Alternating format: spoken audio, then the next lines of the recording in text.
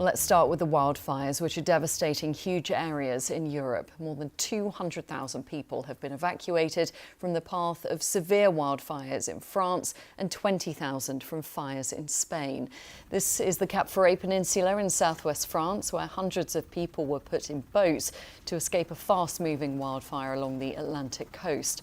The fires are now heading towards the city of Bordeaux.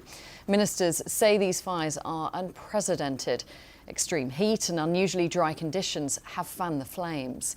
The Spanish authorities, meanwhile, say the emergency services do not have the capacity to contain a huge wildfire raging near Madrid.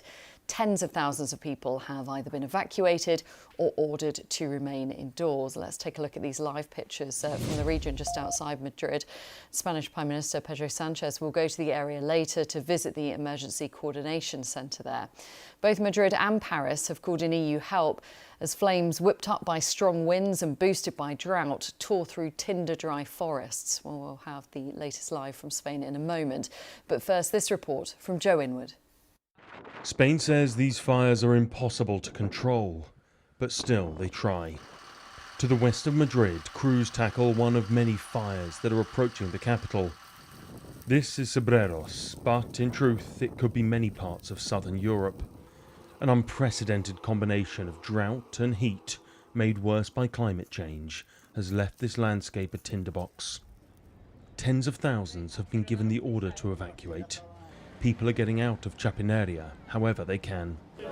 I'm very nervous, says Janet, because I've never experienced anything like this before. Spain has declared the fires a national emergency for the first time. A man has been arrested, suspected of starting one using farm machinery. The government has requested EU help and are getting 4 specialist water bombing planes. At this time, the fire is beyond our extinguishing capabilities on some fronts, so we're asking that over the next few hours, everyone remains at their posts, as the majority are currently doing. It's not only Spain that is suffering. In Cap Ferret, one of France's most popular holiday destinations, as the tourists leave, the firefighters move in. The peninsula, just to the west of Bordeaux, risk being cut off by the fast-moving flames as wildfires spread. Thousands of tourists received a 3 a.m. alarm, telling them to leave however they could. As we got closer, we saw the fire itself, and it was an absolute conflagration. Yellow flames, 5-6 stories high, the whole area of forest on fire. Most escaped by car, others by boat, the burning peninsula creating a false dawn.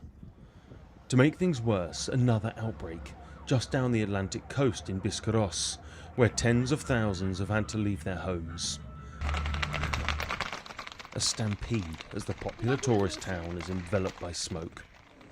Hundreds of firefighters are in action, now joined by the army. But France too has requested EU help. We learned mid-afternoon that due to shifting winds, the fire was changing direction.